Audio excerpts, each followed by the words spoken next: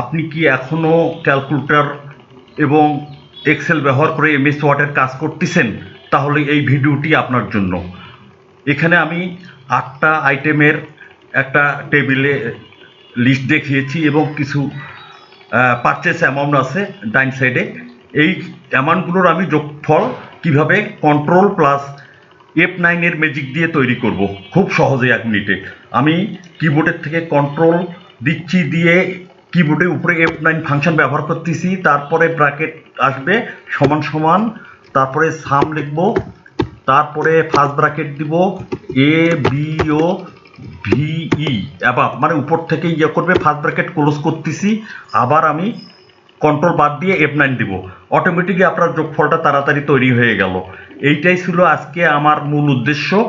আমার টিউটোরিয়ালটি ভালো লাগলে কমেন্ট করবেন, লাইক করবেন, শেয়ার করবেন। ধন্যবাদ।